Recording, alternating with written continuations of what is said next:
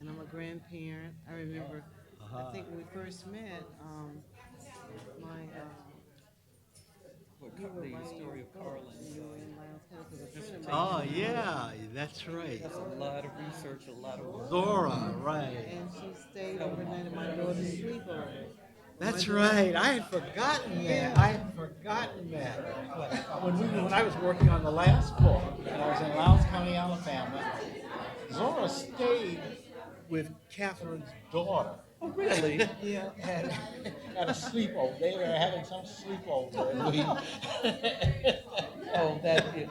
And now she's getting She's married. getting married in October. Well, Taylor is married, and I'm a grandparent. All right. Congratulations. Thank you. Yeah, I had completely. And does Taylor live in She was living in Fayetteville. Just as a reminder, because we are recording, just make sure when you speak, just Okay. Okay. Okay. Certainly. you guys Okay. have no voice, you guys will share. Yeah, we'll share. Yeah. Oh wow. Yeah, she was living in Fayetteville, but she's getting ready to move back to Montgomery. Uh huh. Are you all ready? Yes. Okay. Good. Can I get one?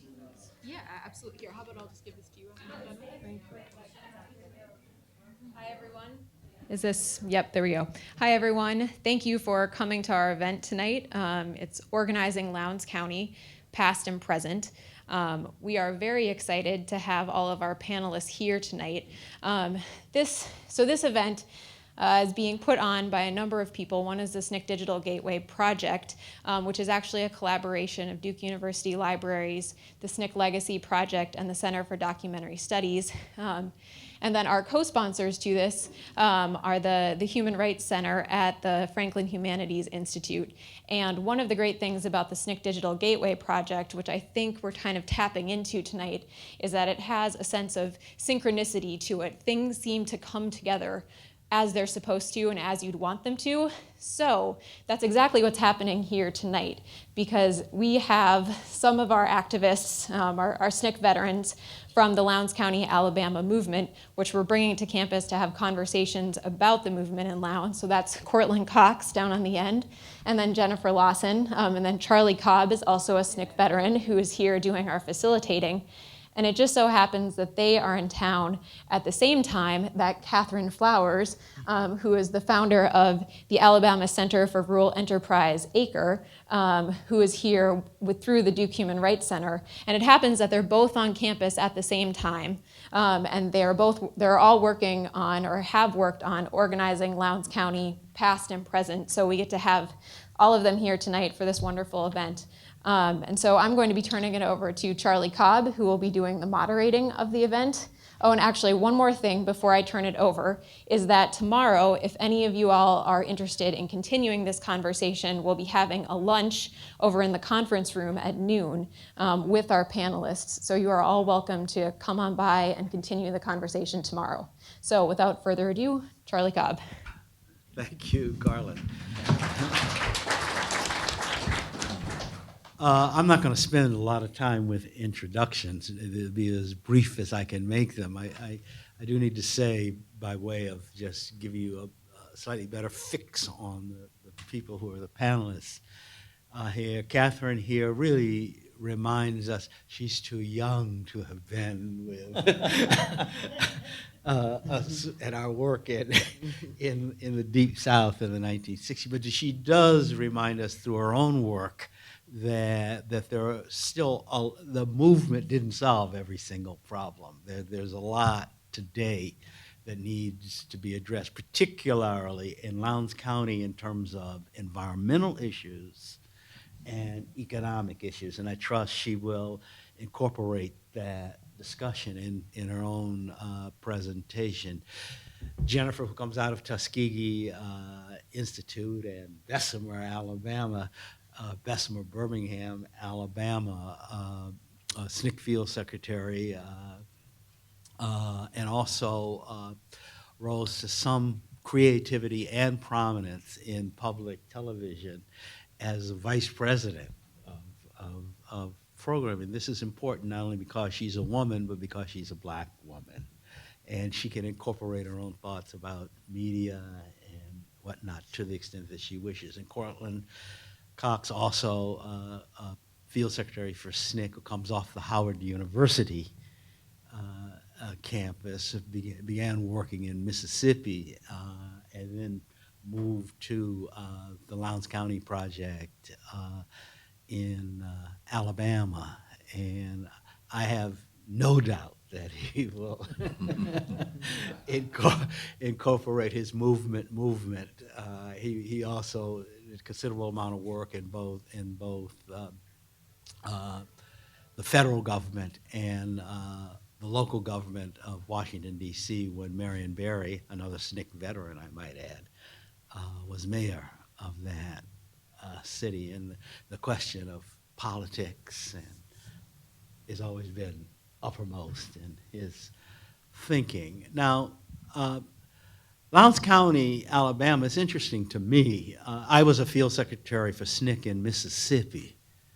And I never worked in Lowndes County, Alabama, but I'm constantly, whenever I think about Lowndes County, Alabama, given its importance, always making kind of mental comparisons about the similarities and dissimilarities of the struggle and work in Lowndes County. And there are some important similarities, and there are also important differences. Lowndes County is extremely important at many, many different levels. The emergence of Black power in SNCC's conversation, or in Stokely Carmichael's articulation, has its roots in Lowndes County. The Black Panther Party of Oakland, which was founded by Huey P. Newton and Bobby Seale, again, has its real roots in Lowndes County, Alabama. Lowndes County, Alabama also represents an important shift in the thinking of the young people who made up SNCC, from sort of seeking a seat at the Democratic Party's table to the idea of independent Black political organizing for independent Black political power in order to effect the changes that Black people needed. And that'll be an important part of the conversation tonight. And I'm going to sort of start in the middle of my questioning, or I'm really not going to so much question the people here as kind of prod them along in order to make sure that the kind of information you need to understand the Lowndes County movement and Lowndes County struggle is presented. So I'm going to start in the middle by asking both Courtland and Jennifer first to talk about the formation of the Lowndes County Freedom Organization, and they will explain to you what that was, and the Lowndes County Freedom Party. And within that context, the emergence of the symbol of the Black Panther and the why of that in the kind of work they were doing. Courtland? Okay. I'm going to take a few minutes to establish some context for the discussion. I want to give you my necessary but not sufficient speech tonight, because everything we did in Lowndes County was necessary, but because, as Catherine will tell you, not sufficient. But it was important at that time and at that space. And we were able to come to think about what we should be doing in Lowndes County because of what was done in Mississippi with the Mississippi Freedom Democratic Party, which was necessary but not sufficient.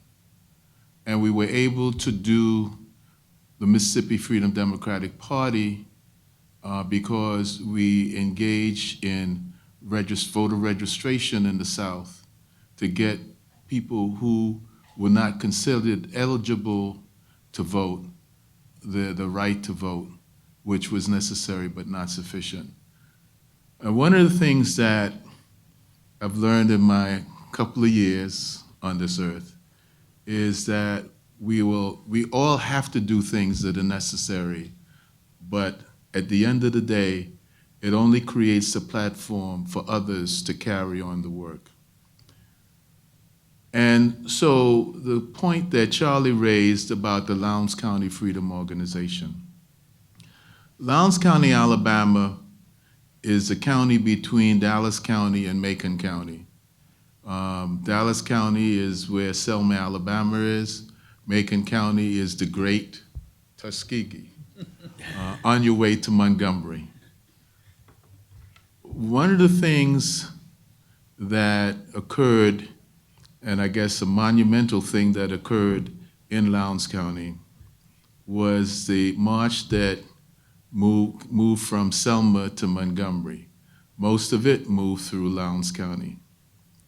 Lowndes County was a county that's 80% black and had, these are my statistics. Others debate the statistics. There's some who only said one registered voter, I'm up to 4. And our view was that what we learned in Mississippi was that the vote was necessary.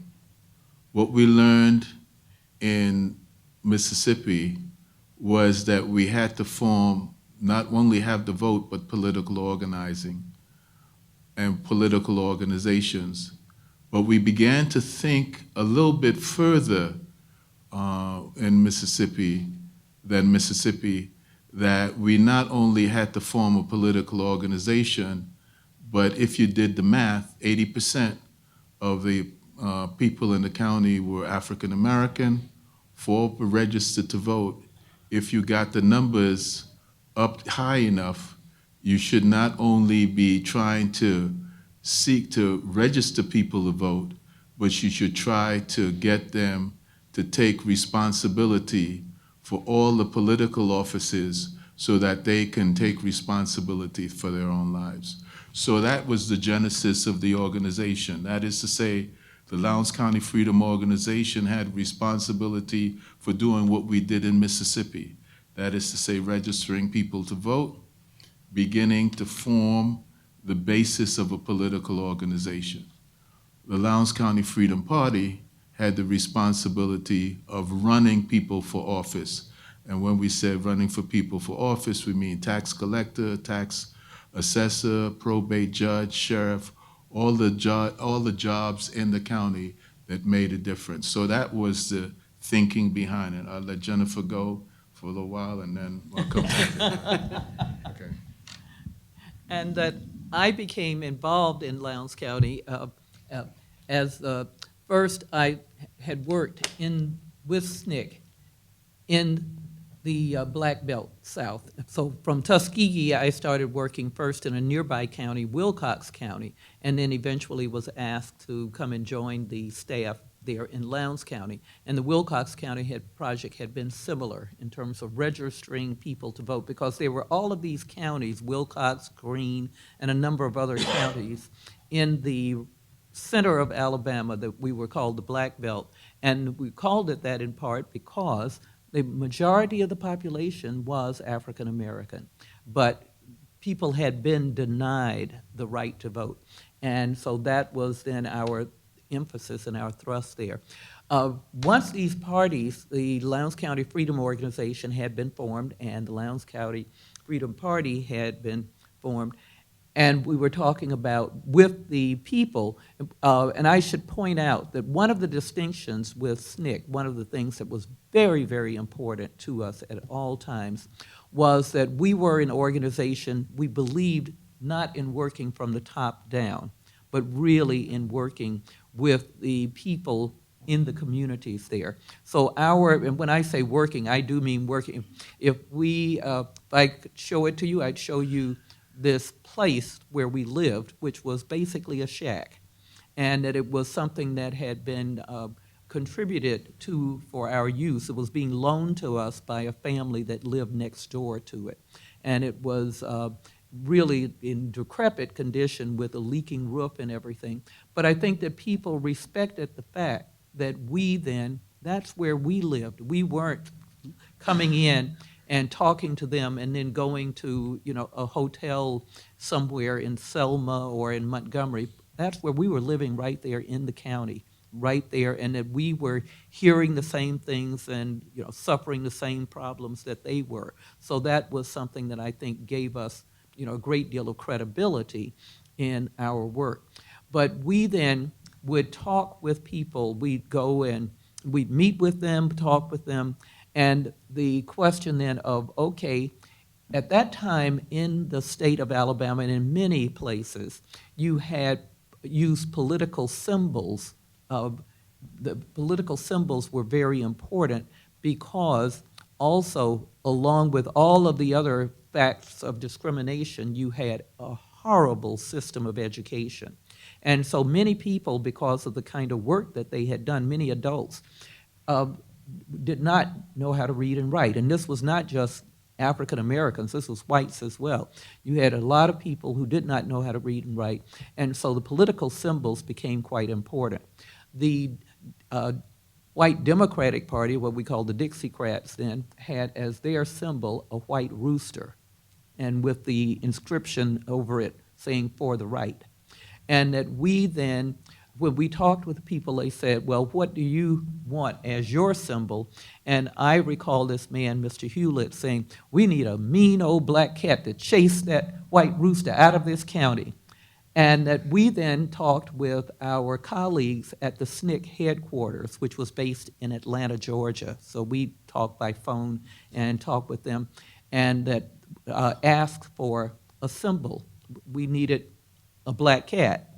And this one woman, Ruth Howard, sent down a symbol which in actuality was the Clark College football mascot. And it was perfect. It was perfect. It was this sort of leaping black cat, this Black Panther. And so that became, the Black Panther that she sent down became the symbol for the Lowndes County Freedom Party. So, and that I had the honor, since I was an amateur artist, I never had any formal training, but I was the kind of person who I would always sort of say, well, if we need something done, I'll try to do it, and I'll try to find a way to do it. And that, so we needed posters, we needed things that we could communicate with people. So I then retraced the panther, and so I drew many a panther in my day based upon the one that Ruth Howard had sent us from from Clark College. And that symbol, later I even got to get it billboard size. I made several billboards that were then placed around the county to instruct people to vote for the Black Panther. And then we also had on it, and then go home. Pull the lever for the Black Panther and then go home. And the importance of the and then go home was that we were very concerned about violence and about the safety of people. And so we wanted to really emphasize with people, after the voting takes place, don't stay in the county around the courthouse, go home. And so that's a little bit of information about the Black Panther and how the Black Panther then came to be the symbol for the Lowndes County Freedom Organization and Freedom Party, and that when activists from other parts of the country came to Lowndes County, I think that they were so impressed with the kind of courage, because they were scared themselves being in Lowndes County and places, and I think that they were so impressed with the courage of the people that they were inspired to then take the story of the Black Panther beyond Lowndes County and into history. And of course, Catherine, this conversation that is just unfolded inevitably leads me to wonder how much of this is shaping your thinking and your decisions later on about what to tackle as a native of Lowndes County. Is this part of, I don't know if legend is the right word, but is this part of, of the kind of conversation that's shaping your consciousness that leads you to doing the kinds of things that you're doing now? Definitely.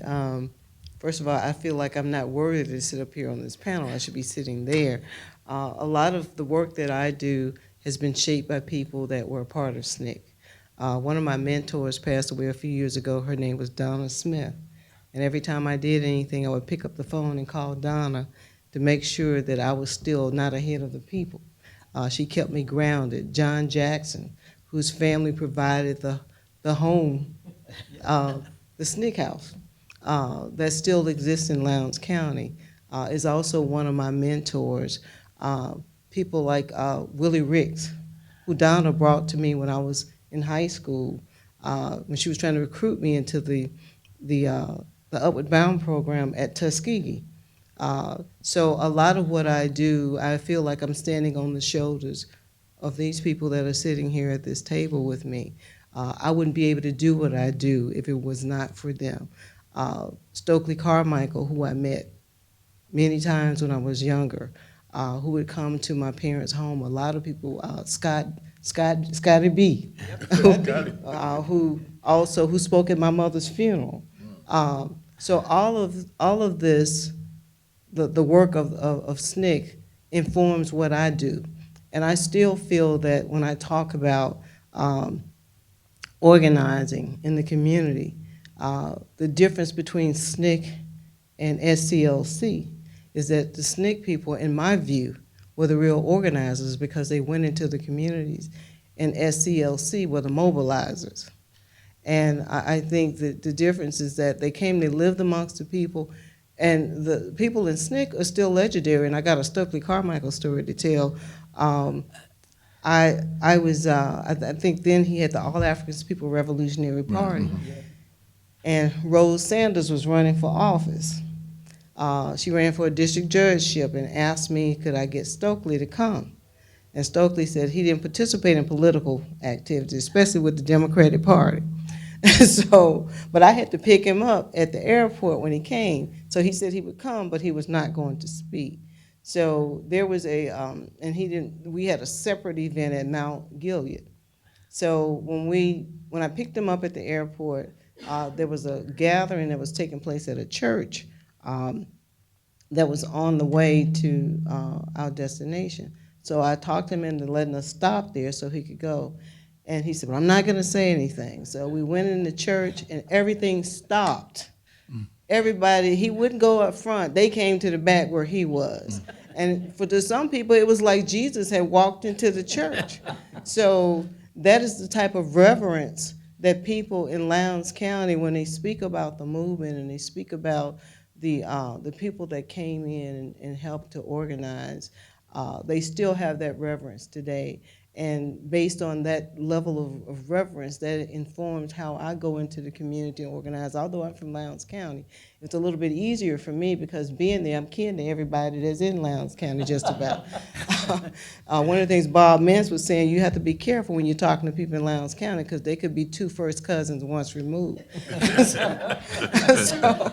So I have, and Bob, I have to raise him up as well because when I first started doing this work, when I moved back home and started dealing with the environmental inequities that were taking place and people were being arrested because they couldn't afford septic systems, one of the things Bob did, when we organized our meetings, we had town hall meetings.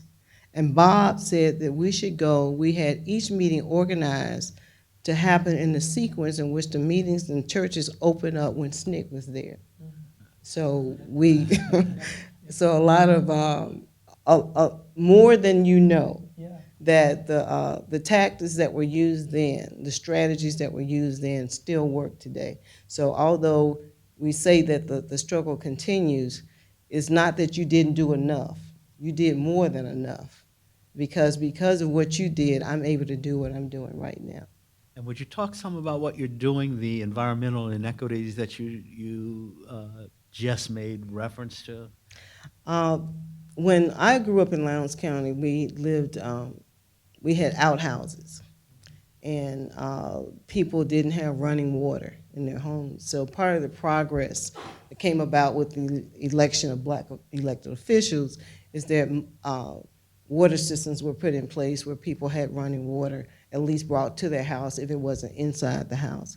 And then eventually people were able to get funds to get bathrooms built inside the homes, but we found out even with all of that, that the treatment of wastewater that shifted and changed, and they started regulating and said that people should have on-site wastewater systems or septic tanks.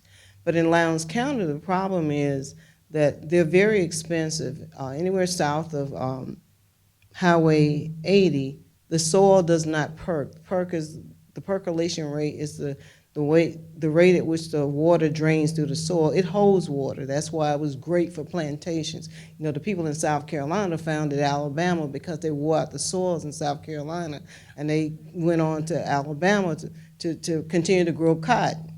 So, but it was good for farming, but it's not good for wastewater treatment. So what happened is that the systems that the regulators say that the people have to use are very expensive. And Lowndes County is one of the poorest counties in this country. So, and which I believe is still is not by accident because of what happened in the 60s. I think some of the people that were carrying out the violence in Lowndes County are still alive. And their family members still have some power in the state. So what they started doing is arresting people who could not afford a septic system, because they made it the homeowner's responsibility to find the remedies. So when I moved back in 2000, I found out around 2002 that they were arresting people, and partnered with some folk to stop that. Part of the independence, although it's not through the Lowndes County Freedom Organization, one of the persons who helped me with that was a gentleman by the name of Bob Woodson. And one of the things I learned from the SNCC experience is to think independently and outside of the box. And Bob Woodson is a black political conservative who's a Republican. And he was able to use his influence working with us to stop the arrests in Lowndes County. It also protected me because Lowndes County, at that time, I was getting death threats. Actually, somebody put a ball python in my apartment. I lived in Montgomery, but they put a ball python in my apartment, and I knew that it was tied to the work that I was doing in Lowndes County. So, currently what we're working to do is the arrests have stopped, but we're trying to find solutions because we found out that along with the soil not perking, with the raw sewage being on the ground, that's where you have the confluence of environmental injustices, as I call it, and also climate change. We have discovered through a study with Baylor, the study has not been published, but at least 5 to 6 tropical parasites, including hookworm, in people in Lowndes County. So that work continues. Okay, in light of the last piece of your comments, let me turn to Courtland and Jennifer here. The nickname for Lowndes County, at least back in those days, was Bloody Lowndes. And for what should be obvious reasons, for the level of violence and terror directed at black people, particularly black people engaged in struggle for freedom, civil rights. So could you talk some about, well, what does it mean to come into a county like that? Yes, it's 80% black, but you're up against really highly organized violence. And how do you get people to respond to you with them knowing that really they're putting their lives at risk if they respond to you? How do you cut through that? Yeah. I think the violence that existed in Lowndes and across the Black Belt really existed at a lot of levels. The first, the most obvious, is obviously the use of police force to suppress people, and that's the use of police force. The second is the use of terror by non-police actors.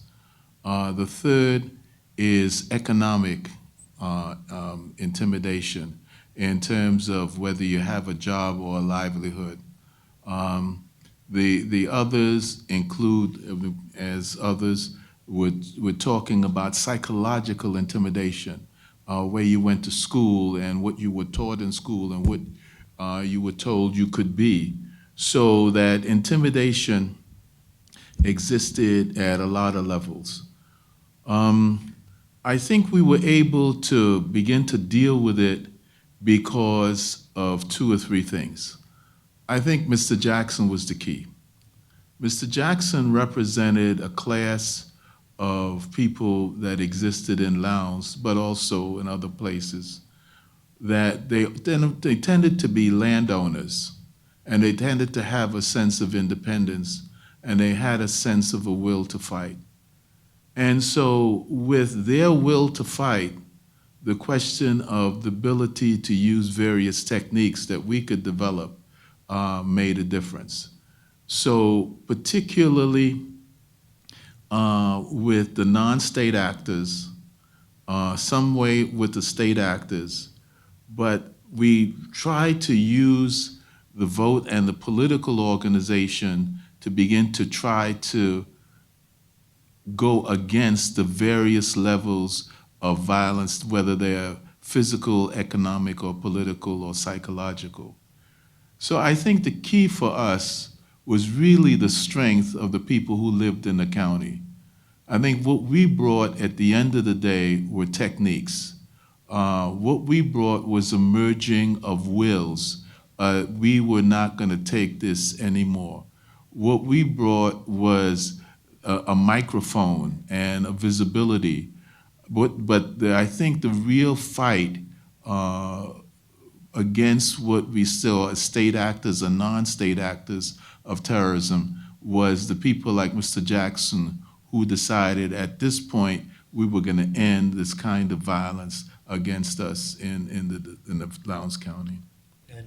And it's, from my perspective, it's quite interesting because I'm from Alabama. And so it is something, I grew up in those circumstances.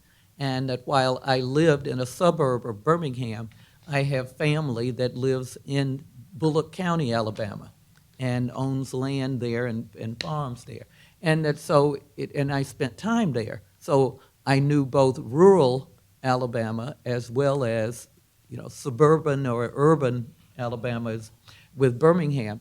And that it is, and that while I grew up with an awareness of the horrors, of the violence, and the many, many different and awful ways in which that could be perpetuated there, not only obviously in Alabama, but throughout the South in particular at that time. And what it was, we had created worlds, though, where we survived. And in some cases, we thrived.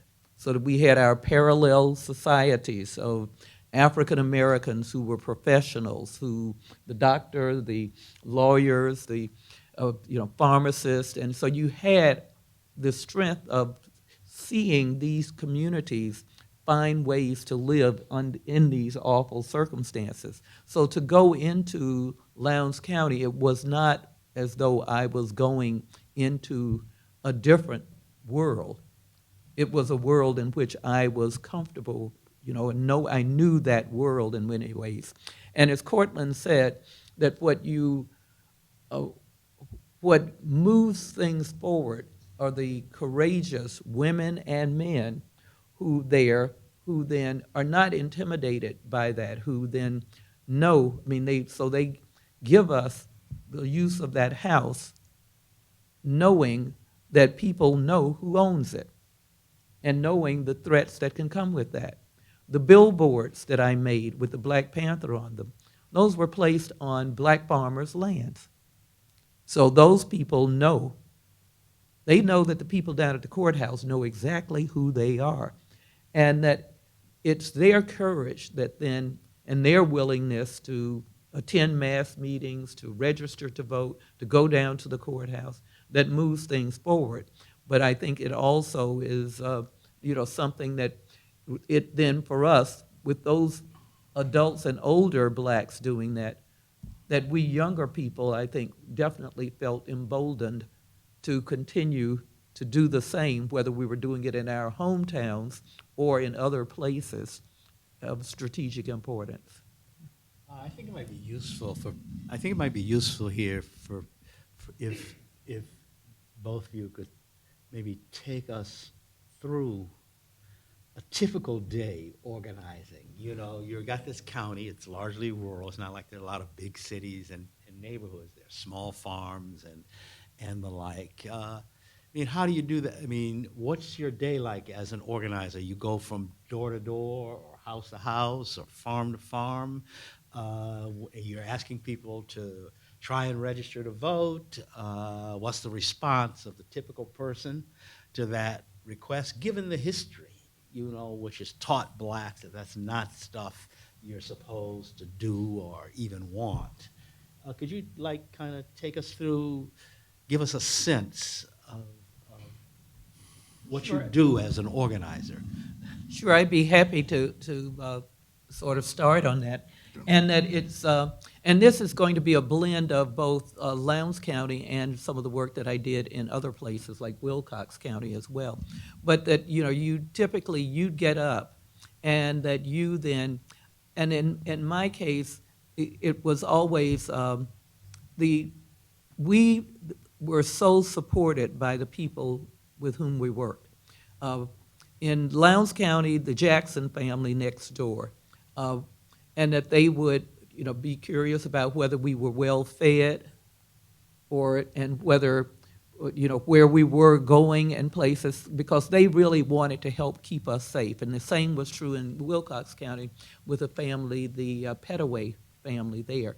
But you'd get up, and when I say get up, usually I'm getting up out of a sleeping bag on a floor. And all of my clothes were in like a little backpack kind of bag, you know. But you get up, you would then go out.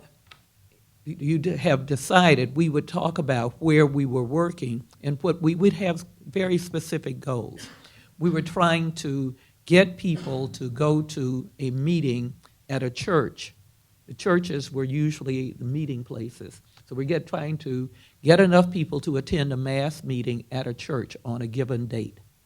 And so the work is to go through a particular area. You got a map, and you're trying to figure out, you've been already in this area, now you're going to go down this road.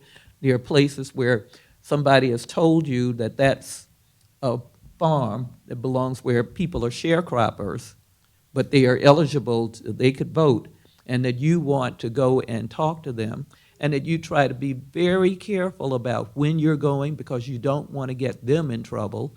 But you go, you meet with people, talk to people. Sometimes it is going up, knocking on the door. Sometimes it's meeting people at places where they're shopping. But you talk to people and you give them the information, and sometimes you have a flyer that is written information on it too, and you're trying to be very clear about when the meeting is going to take place and why it's important. And so that's what you were canvassing these areas. And so you got a lot of walking done. You're canvassing these areas, and then you're coming back, and we debrief once we got back to the Freedom House. And that's where we meet and talk then in the evenings about what we had accomplished during that day, what were new problems that had arisen, and how we might overcome those. Well, I'll talk about the extremes. The best time for me was Sunday, organizing on Sunday at the churches, because fried chicken and potato salad and sweet potato pie and cakes were available after you were talking to the people in the church and organizing them. And it was important because they saw you as part of them and wanted to welcome you. So that was a great, that's the best circumstance. The worst circumstances was going up on somebody's property to try to talk to people who were sharecroppers. And the risk of being shot at and being chased was always there. So we had to always be aware of that. In between those two, the good part and the bad part is, as Jennifer talked about, the continuous conversations in various circumstances, conversations with people who you wanted to run for office, like, Mr. Hewlett and others, conversations with people who were running and the leadership of the Lowndes County Freedom Organization. Conversations with people at mass meetings, conversations over various meals with people in their houses, so that organizing is really about conversations. It's really about communicating. It's really about creating a critical mass of energy, a critical mass of thinking to move in direction to accomplish an objective. So I think basically, that's the way I think about organizing. I'd rather just have the good parts, but you got to deal with the rest of it too. Catherine, between the time Courtland and Jennifer are talking about in terms of working around voting rights and now, there have been some changes, but how do you evaluate those changes? Good, bad? I'm steering clear of one of Courtland's oft-repeated marks, necessary but not sufficient. Talk some about how you evaluate the difference between then and now in Lowndes County. Well, I think that the difference between then and now is that there were no elected officials. There were no elected officials. There were, if you went to the courthouse in Haynesville, which is the seat of power in the county, everybody there was white. There were probably no black people working in the offices then. Now, one of the differences is that I forgot to pay the taxes on my family property, and the tax collector called me and reminded me that I need to pay the taxes. That wouldn't have happened prior to SNCC and the organizing that took place. Now, if a group comes in and they want to do a tour, I can call the sheriff, and the sheriff will take us to see the old jail as opposed to putting us in the old jail. I have the people that are working with me in this work now. One person, Mary McDonald, who's featured in one of the videos that some of you may have seen on the work that we do.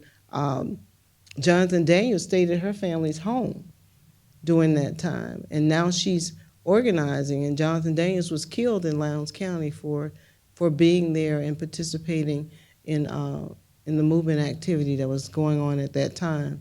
Ruby Rudolph, her grandmother was Rosie Steele. And Rosie Steele provided the campsite for the marches during the Selma to Montgomery March, and her granddaughter is now on the city council in Whitehall, Alabama. Those are changes that took place, and I think a lot of the monies that went into areas, even when we looked at infrastructure and where the infrastructure was put, the people, and I'm sure that the people in Haynesville that were white had running water in their communities and didn't have outhouses. And we go look at that now, even the work that I'm doing with Duke, and we're planning to try to address the wastewater problems. We noted that the infrastructure stopped generally where the black community started. And we're working today to try to resolve some of those issues. So a lot of things have changed. But Willie Ricks, who I saw recently, said that we needed to do more than political. We need to do more than take over the political offices. We need to take over the economic power too. So the economic power did not transcend always when we got political power. So they just came up with other kinds of structures in which to prevent. For an example, we talk about the funding that comes into the state, and it's a good old boy system. It does not go to those areas that have been neglected forever and ever and ever. They're still being neglected, and we have to come up with ways in which to address that. So there have been numerous changes that took place as a result. We even have a black representative in the Alabama House of Representatives that was elected from Lowndes County. Terry Sewell, who is the congresswoman representing the area, her grandparents provided one of the campsites as well in Lowndes County. So a lot of we can see direct parallels or connections between the progress that has been made as a result of the work that was done by SNCC. And again, I think as we look at America period. It is still evolving. I mean, we wouldn't think that we would have the problems that we're dealing with in Washington now, but Lowndes County is no different. So we have, I think part of the problem is, and this is just Catherine speaking, is that we're dealing with a corrupt political structure that it didn't matter whether people were black or white. When they got there, if that structure didn't change, some of that corruption was going to continue. And we need to change that paradigm. I think that initially we thought that not just in Lowndes County, but throughout the civil rights movement, that if we just had the right to vote, that by itself would change things. But we have an economic paradigm which needs to shift. And once we change that economic paradigm, maybe we can become the ideal in terms of what we think America should be or could be. I want there to be some time for people here to ask some questions, but a fast question. Yes. I want to thank you for your presentations. I was born in Montgomery, Alabama in 1930. I had hoped I was going to hear the name of Billy Gardner of Lowndes County, who was the father of Minnie Gardner Gaston, whose husband owned A.G. Gaston Motor Hotel and Restaurant. He raised a very large family there. Now, I go back long before SNCC, and I want to affirm that there were progressive, courageous blacks in the state of Alabama, in Lowndes County, in Montgomery County. My mother graduated college there in Montgomery in 1928, and I remember as a very, very young person going with my mother and father to vote for the first time when they had to not only pass a test, but pay a poll tax. Now, I still wish that I could have heard you make a connection between the Gardners, because all of his children were college graduates, and that says a lot. These people were my mother's peers, and that says a lot for the progressive kind of paradigm that existed among black people in the Deep South at that time, in spite of all of its horrors. Thank you. Can I? Catherine, go ahead. When I mentioned Terry Sewell's mother was a gardener, and she married a Sewell. So, and her twin sister was my favorite teacher at Central when I was, formerly Lowndes County Training School. So, yes, the Gardners, and when I mentioned the second campsite, that was for the Selma to Montgomery March. The first one was provided by Rosie Steele. The second was provided by the Gardners. So the names have changed because people got married, but it's the same family. Thank you. Okay. More questions? We might as well throw it open to those, whatever questions you may want to direct at any or all of the people gathered here. We have a microphone passing around just for recording purposes. Okay. Anything that needs clarifying, elaborating on, or something surely on a college campus? And just to continue, though, while we're waiting to see if there are other questions and all, it was interesting, your point about the Gardner and the Gaston families, and that A.G. Gaston, who became a multimillionaire, was in Birmingham, and that he, though, was always, his hotel, his restaurant, his places were open to people in the civil rights movement, so that he, while on one hand being sort of a conservative in one guise, was also someone who was also very supportive of the movement, and that I think that it's very definite that there were progressive, courageous people throughout the state. And that when we talked about Mr. Hewlett, for example, one of the people who was a key person within the founding of the Lowndes County Freedom Organization. We're talking about how he he had lived and worked in Birmingham at one point, and that we talked about the connections to the diaspora and the people who had left Alabama during the Great Migration and had gone to Detroit and places. And there were people who would come in the summers and other times to Lowndes County and to other places in Alabama. So it wasn't, I don't think that we would want anybody to have a sense that that whether it's Alabama or Mississippi, that these were places, isolated little pockets of hell. They were pockets of hell, but they were connected. And the people were very, very, when you mentioned Detroit, even when I went to Detroit years later to teach, there's still a Michigan-Detroit group that grew up out of the civil rights movement. Dorothy Dewberry still pretty much brings people to Lowndes County every year to learn about that history. So those connections were made. I'm part of a group of a genealogy group, and is headed by, there's a Facebook page that the person who runs it is from Michigan. And I've been visiting that group, and I saw where there was a person, her last name was Cleage. And I sent her a message on Facebook to ask her, is your father the Cleage who started the Shrine of the Black Madonna? And he was, in fact, her father, and her mother was from Lowndes County. So we're finding lots of people in terms of progressive movements, the sharecroppers movement, which precedes SNCC, also was in Lowndes County, and that's a whole nother history, but I'm sure if you haven't read it, if you read Bloody Lowndes, Hassan documents a lot of that in his book. But yeah, it's I think that Lowndes County, to me, because of the people struggled against all kinds of odds. And when I met Cornel West at a concert in Atlanta, I told him I was from Lowndes County. He said, let me hug you because you still have your dignity and you're from Lowndes County, because Lowndes County is where they raised slaves and blah, which is true.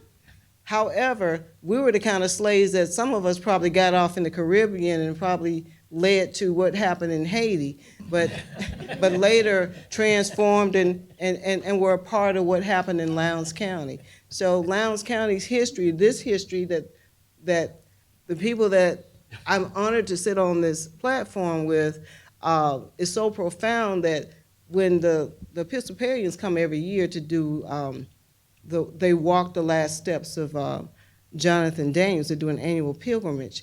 And they brought with them one year people that came from Jerusalem and the West Bank.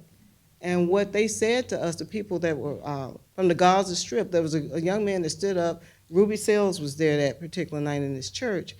And he said, we look to Lowndes County for our inspiration. So they were saying that, wow, in a whole nother part of the world, it lets you know that this story has gone far and wide and is still inspiring people that want social justice in other parts of the world. I know you had your hand is up, but Richard, go ahead. Thank you very much, Catherine. I actually have a question for you. The sort of transition you were talking about from when African Americans in Lowndes County started gaining political power and how the economics of the county shifted. I was wondering if you could speak a little more to that, especially in the last 20, 25 years, about what's been happening. I think a lot of what has happened in Lowndes County is that certain families still hold power in the county. Certain families that have always held power. Some of it changed, but some of it didn't change. There was one judge at one point who owned most of the property in Lowndes County. If you look at plat maps of Lowndes County now, you see that there are a lot of absentee landowners who still own a lot of the property, but they're not paying taxes, and that keeps the county poor. There are also power brokers that are, as Bob Mance used to say, the two first cousins once removed, that have cousins in government that can keep certain types of economic development from taking place in Lowndes County. That keeps the labor cheap and poor. So now what we're seeing is that some of the people who have benefited from their work are now own the temporary agencies that are pretty much hiring people at nearly slave labor to work in these factories that are tier one suppliers to Hyundai. And I mean, I'm sure some of their family members are turning over in their grave because they're profiting from it. They're making more money. The people that own these agencies are making more money than the workers are making. And the workers have no benefits. And they feel like if they work for a certain amount of time that they probably get a permanent job, but that doesn't happen because there's a ready supply of workers there, people that want to work, and that prevents them from becoming unionized. So, and what that does is reinforce the poverty that's in the area. Yes, ma'am. There's a microphone coming to you. Excuse me. In 2017, here in Durham, people that are in what I call forced poverty, it's nothing you've done from 2 or 3 generations back, but it's that no finances were available to pass down to a lot of people. But people in poverty, you're told to get on your feet, pull yourself up by your bootstraps. But the minute you do 20 over the limit of what you're allowed to have, the rug is pulled out from under you because you went over the cap. You had the audacity to do that. And it seems to me that the war on poverty, people ended up with houses, paved streets, lights. But what happened to them being able to get finances to put aside? That's been left almost totally off the grid for people in poverty. And the other thing was how much farmland, because in the South, that's where, even though they were sharecroppers, some blacks did have land. But how much land was lost because of organizing to where people, I'll show you, you dare to organize on the land I'm letting you use or the land that you own, and I know your tax record. How much land was lost? Because now they just kind of steal the property. But does anybody have any idea kind of how much land was actually lost? Lives, I know, were lost, but how much land? Well, based on my understanding of what happened in Lowndes County, a lot of people were able to keep their land that stayed there. A lot of the black land laws occurred because of air property and people left and they wouldn't pay the taxes. And they've set up a system where if you pay the taxes for so many years, you own the land. And that's how a lot of people lost land. That's why I was glad that taxes, that's why I used that example. Because she could have been, the old way would have been somebody else would have paid it and they would have owned it.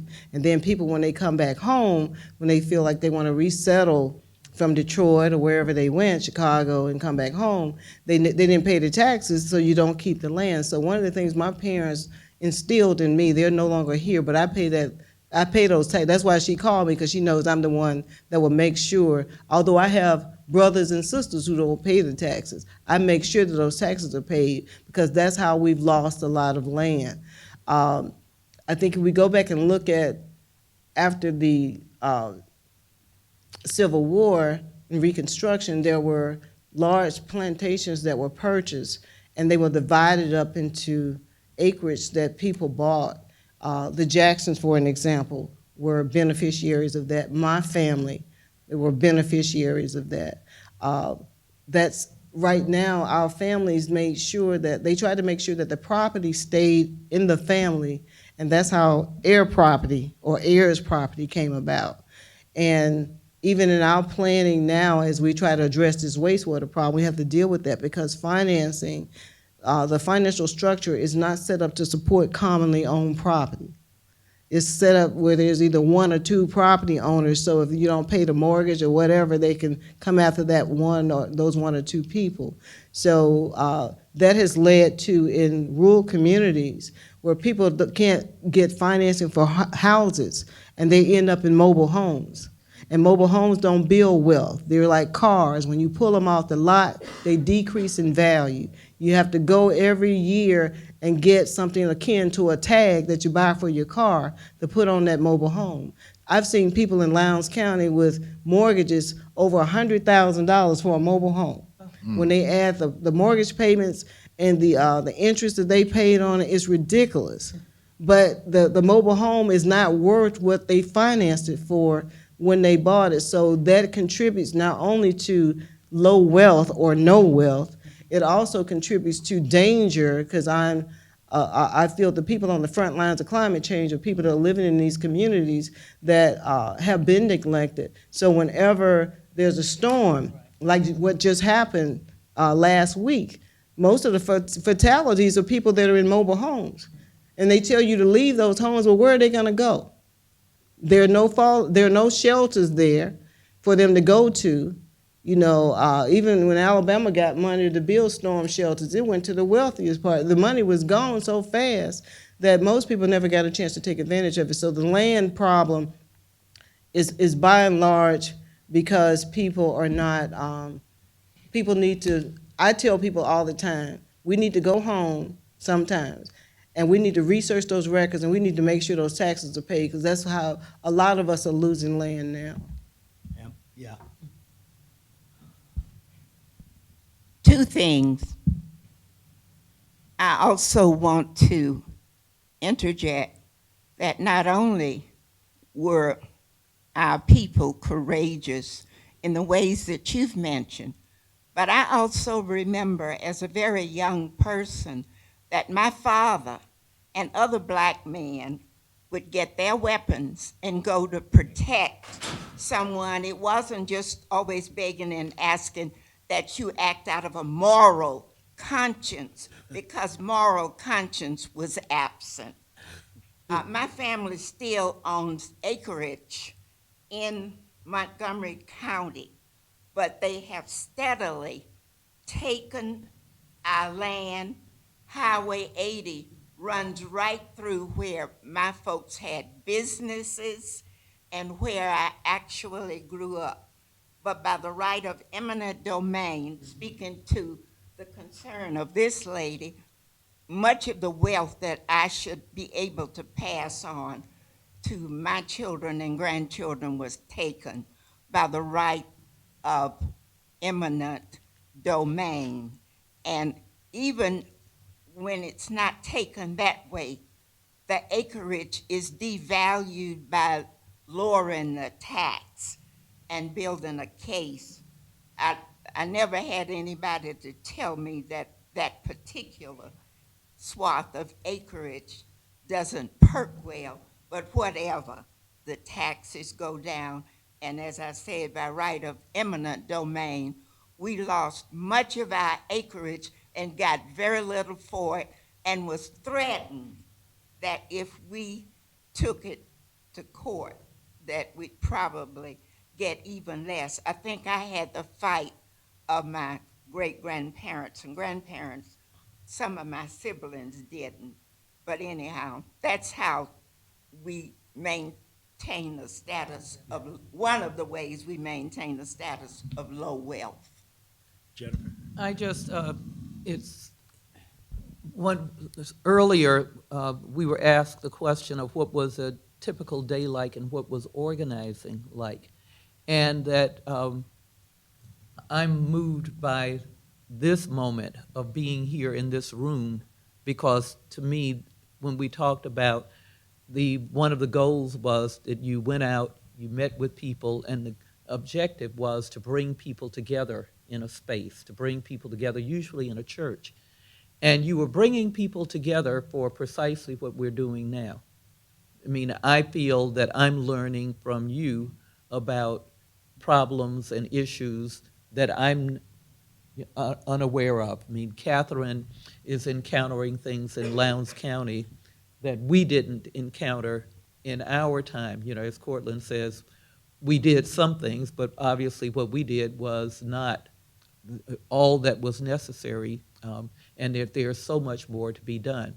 And that's what I feel that these experiences become from the comments that you and the audience, you here are making, that this is the kind of learning experience that we would have, that we learn and recognize the complexity of the problems, and then to think about, what can we now do to solve these? And when I say we, I don't mean purely us as the SNCC organizers of that time, but what could we, as a group of people, how could we address these problems? We take it on as a common responsibility in that way, and it's fascinating to hear. And I've heard that there are some students here tonight from Central and Duke, and I'm curious too to learn about what some of the issues that the students face too. Yeah, I want to say a couple of things on that. Particularly for the young people in the audience. I had a very difficult time last year convincing a lot of young people that voting was important and necessary.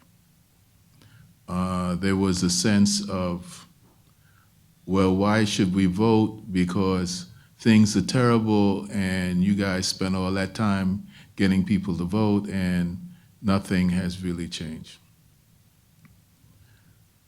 I think one of the things, listening to this conversation over the economic discussion, politics is about one thing: whose interests will be served. And that is reflected generally in whose economic interests will be served.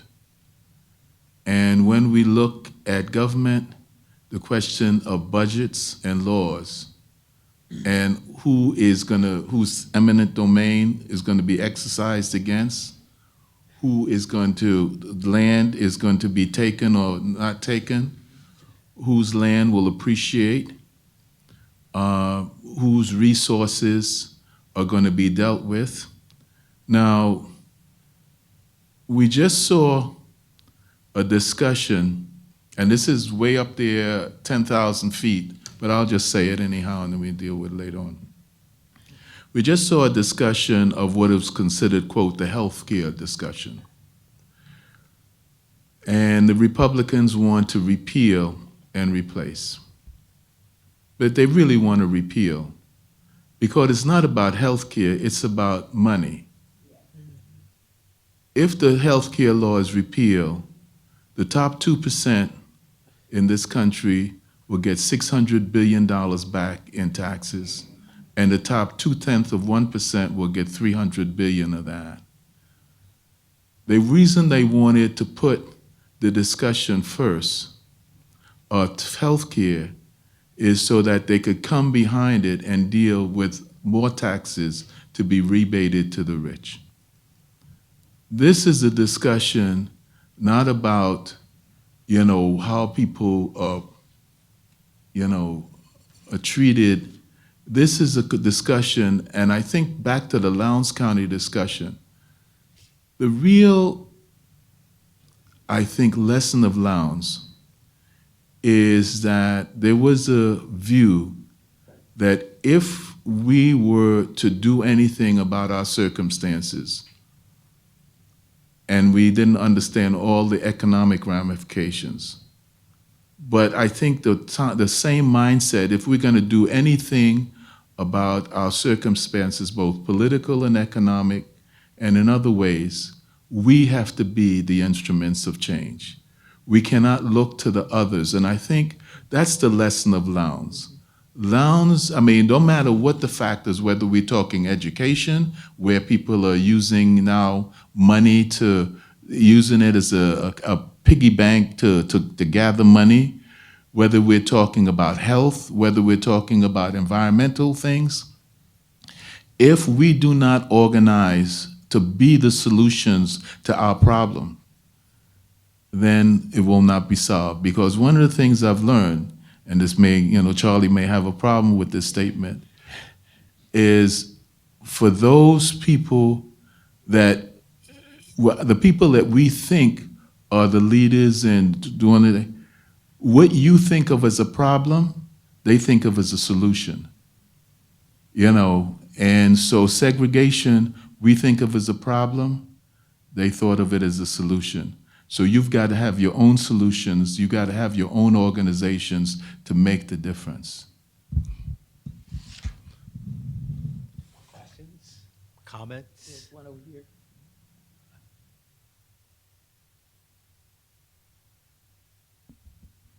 Hello. Thank you guys. Could you stand for, up? Yeah. Oh, Could you stand up? okay, I look kind of bad. Stand up. Okay. See you.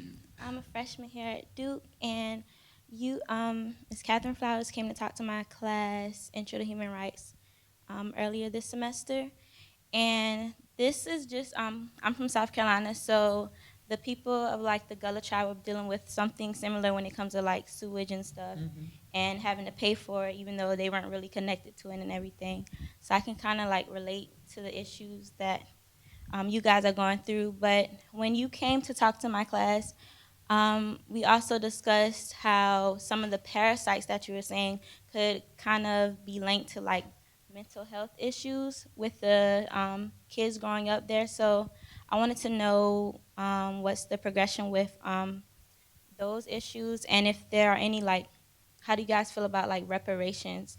If it has happened and some kids probably had mental health issues that came from like the sewage and stuff, like what kind of solutions do you think should happen for those children?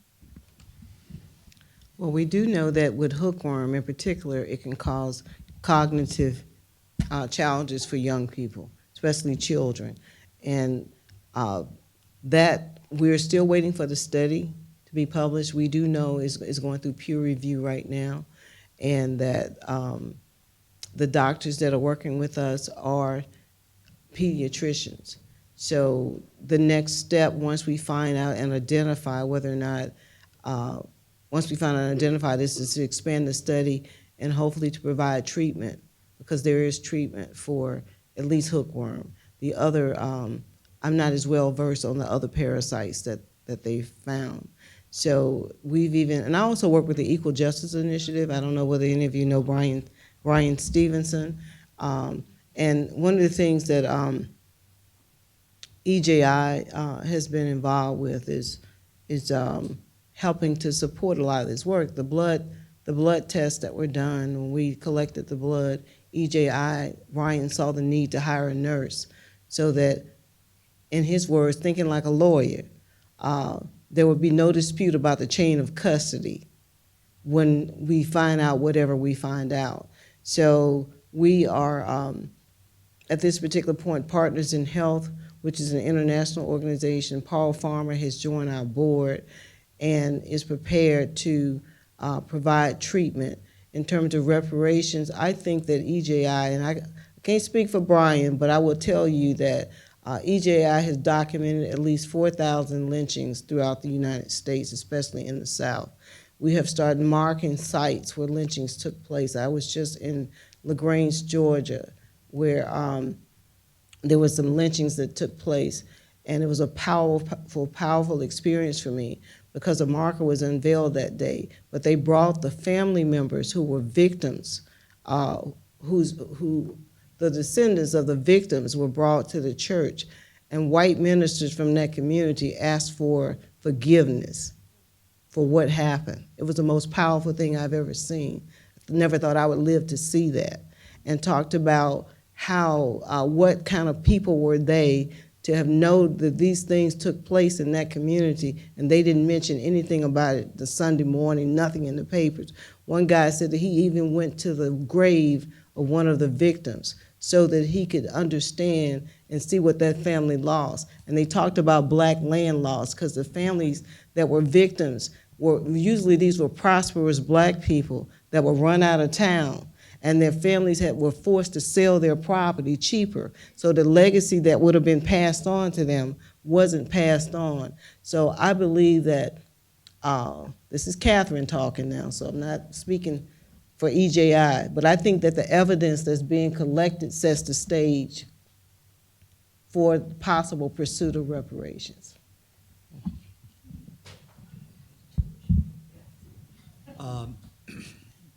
We have just a few minutes left, so let me ask the panel if there are no questions from the, oh, there's, wait a second, I see a mic.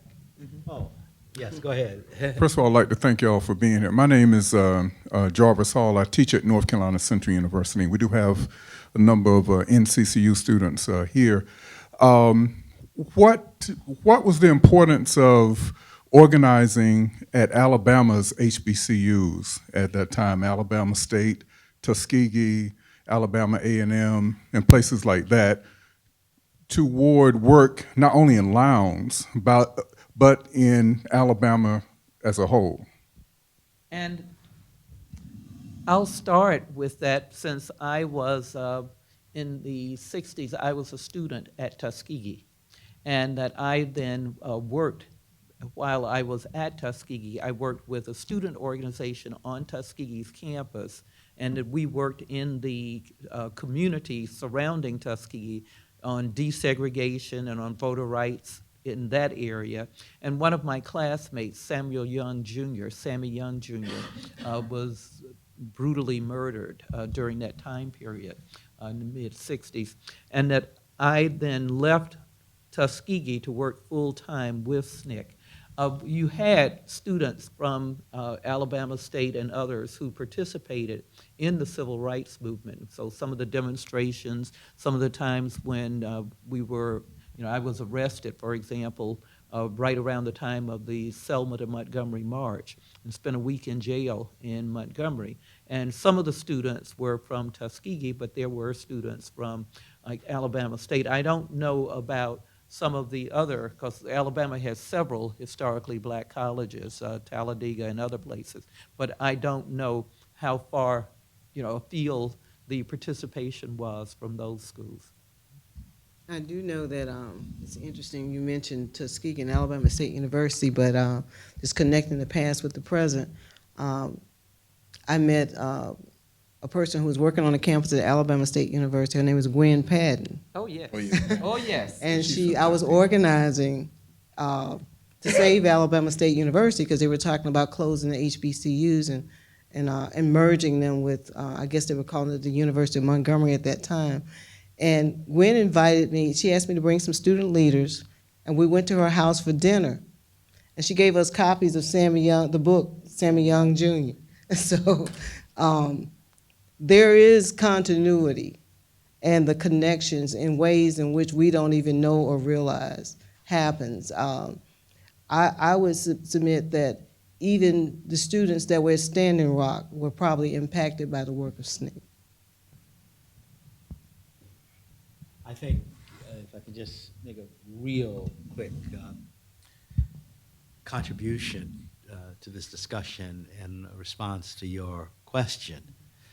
I think that one of the most significant things to occur, and it changed the dynamic of the Southern freedom movement, was the emergence of young people essentially off of historically black colleges and universities into leadership roles in the Southern movement. I mean, we can mark this fairly precisely with the Greensboro sit-ins of February 1, 1960, or if you want to go further back to the Southern Negro Youth Congress of the 1930s. But certainly, it seems to me there's a radical change in the dynamic, largely because of HBCUs and the young people on those campuses. Martin Luther King himself acknowledged this early on in Durham, here in Durham, in fact, at the White Rock Baptist Church, where he said, what is new in your movement is that it was initiated, fed, and sustained by students. And he's talking about Shaw, and he's talking about North Carolina Central. That's what he's talking. He's not talking about Chapel Hill or Duke.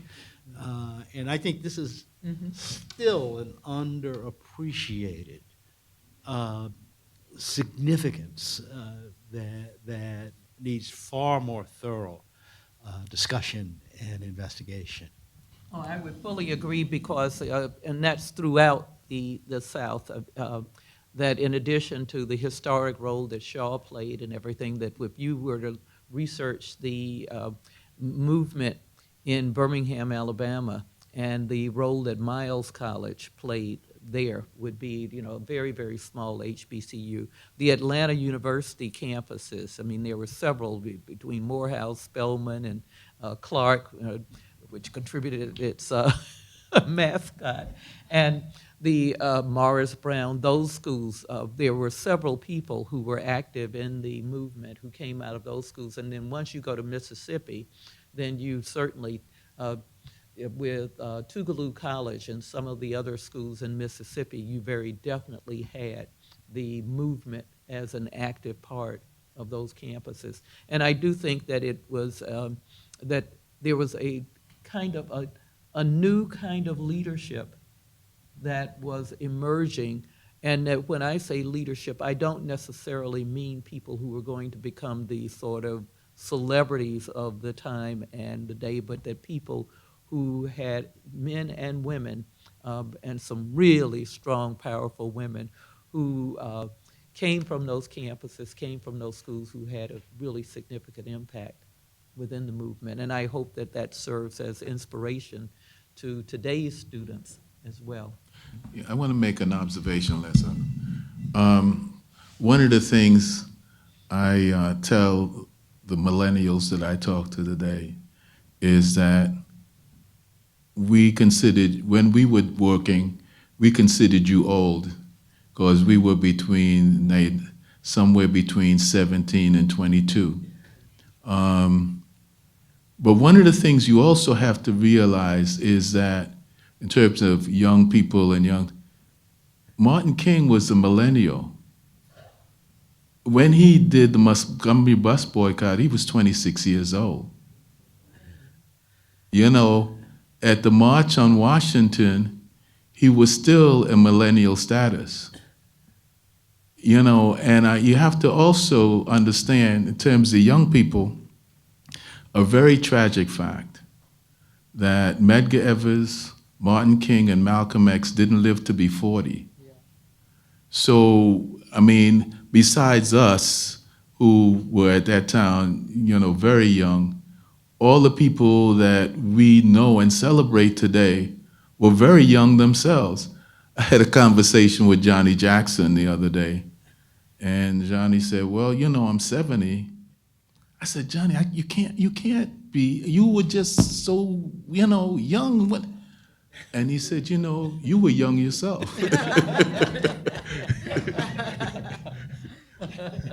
Somebody had a Yeah, these will be the last two as the clock ticks in the back, and then you, ma'am.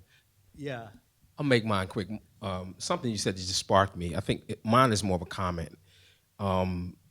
Everybody was young, but what I don't see is this connection with elders.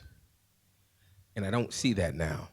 So when you talk about Martin King, we talk about Malcolm, we talk about Medgar, you had a connection. This intergenerational split that we have now is quite interesting to me. And I don't know, that was my comment. I don't know if you want to speak to that at all. I'll speak to it. I find I'm spending a lot of time with young people these days. And I find that a lot of young people have a lot of respect for SNCC because SNCC was, within their generation. SNCC did things out of the box. SNCC did things, try to do it bottom up, inside out. So I find that a lot of them are now asking questions, about how you organize, how you talk to people. I find it, I'm really pleased, frankly. They are some of the brightest young people. Last Tuesday I had a meeting with some young people in Washington, D.C. to talk about how they begin to become players in the political environment in Washington. And they're some of the smartest, younger people. I had some of my old friends there, some of really bourgeois types. And I told Charlie and Jennifer, I had to shame them into coming to the meeting. But they left the meeting saying, we're in good hands. And for those guys to say that, I mean, you know, one guy drove his Porsche to the meeting, so they felt they were in good hands with these young people, and I'm very pleased at this point.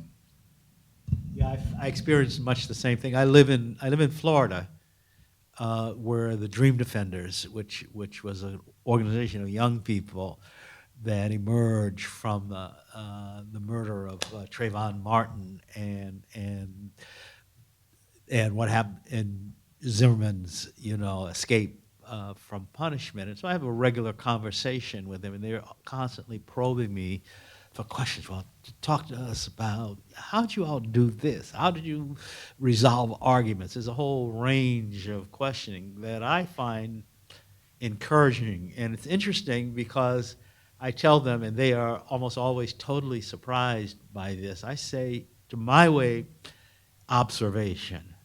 There's more young activism today than I remember when I was their age in the 1960s. They feel that there's not much. I say, no, if you lived when I was in school, there weren't that many. Now people may lay claim to all of their movement stuff, but I find it encouraging that there's so much more young activism today. Well, where is the place that the old heads and the young bucks meet? Because E.D. Nixon, Lowndes County, right, meets Martin Luther King. I imagine they meet in church. I guess I don't think Dr. King was hanging out in the bar or the pool hall. Nixon was from Montgomery, and King was the young pastor. Okay. Yeah, but the King, their paths cross. The King as the pastor of Dexter Avenue Baptist Church, and E.D. Nixon as both an NAACP leader and a leader of A. Philip Randolph's Pullman Brotherhood of Sleeping Orders. Yeah. Yes. He was my dad's best friend. Yeah. So What that's a the small intersection in which, and I could. There's an irresistible story about King. I'm a journalist, so all journalists have about 50 stories in their left pocket and another 50 in their right pocket. But the Montgomery bus boycott was supposed to be for one day. It was so successful that they met in Martin Luther King's church to discuss extending the boycott. And most of the ministers in that church were they were nervous. They were coming up with all kinds of excuses about why they can't. And it's that point, of course, E.D. Nixon accused them of being cowards. The way this Johnny Carr, who you undoubtedly know, told me this story. Johnny Carr, who was 95 when she was telling me this story, said what Mr. Nixon said. He said, according to Johnny Carr, he said, "You preachers been eating these women's fried chicken long enough. Now it's time to get up off your behind and do something for them." Because it's the women who are taking the buses to go to the white neighborhoods as the cooks and maids. And he accuses them of being coward. And it's then, according to Ms. Carr, that Martin Luther King stands up, 26 years old, and says, "I'm not a coward." And at that meeting, they form the Montgomery Improvement Association, and they make Martin Luther King, this 26-year-old new young minister in Montgomery, the head of this. And then later on, I think at Ralph Abernathy's church, they passed the resolution to continue the boycott. So Nixon and King, I mean, it's within the context of black struggle that these two men come together. I quickly would just like to say my own personal experience. I do a lot of work with young people. I was a teacher before I started working full-time as an activist, and I've always had the great experience of being able to be around young people that are willing to listen and be inspired. Oftentimes I still get calls from people that are touring Lowndes County that call me. These are young people. If they're not in Lowndes County, they're going to EJI and touring EJI. My experience with Duke, I came here 3 years ago, didn't know. I remember asking my host how many young people are going to show up, and the room was packed. That we had the same experience this morning. We're putting together a collaborative to address the the wastewater issues in Lowndes County. And I've had the opportunity to go and speak in a number of classes. And young people showed up. The room was so packed this morning, we had to move out into the hallway. And they showed up at before 8 o'clock, because it started at 8 o'clock. So I am inspired by what I see and what I have seen, not only here at Duke University. I went to the climate and health meeting, and there were students that drove from Duke. I told them that it was going to happen a few days later. They organized themselves and actually came and showed up and were at the climate and health meeting in Atlanta. So I feel that we're in good hands as well. And my experience has been, and I feel I may not be as old as some of the people that are sitting at the table, but I'm almost a senior citizen. I can join the AARP too. So I, from what I have seen, in terms of the with some of it we have to make an effort to facilitate. You know, young people have to feel like they can be part of the conversation and we'll listen. And what I saw, and I keep referring to Standing Rock, because anybody that knows me knows that was a profound experience when I went there. I saw young people on the planes with backpacks going to Standing Rock, and their parents didn't even know they had left school. That was like what was happening in the 1960s. So it's happening, but I think that we have to seek out and create opportunities to engage young people, because young people want to be engaged, they want to be involved. And when I was speaking to some of the classes, and Cory Booker called me in December and said, I want to be, he knows this study is coming out. And he talked to Dr. Peter Hotez, who's the lead scientist on it. And he said, I want to be able to deal with environmental justice, and you need to tell me which policies I need to promote. I came here and I said to the students, I need you to help me create those policies. And they have volunteered and stepped up here at Duke University and at North Carolina Central. And we had people here today from University of North Carolina. So, so we're gonna have, I think the young people are engaged. We just have to provide the opportunity for us to work together to make things happen. I think that's really an appropriate closing note. I thank the panel for their contribution.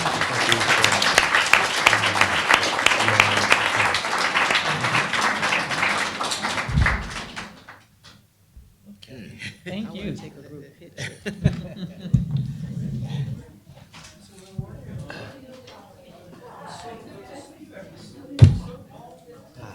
How you doing? Pokemon trainer, okay. Oh, thank you. Thank you very much for your contributions. It is valuable. I knew your father. How you doing? Whoa, this is an important person. But, yeah, very nice. So you're building. Yeah. Hey, you like it? I went through the place, yeah.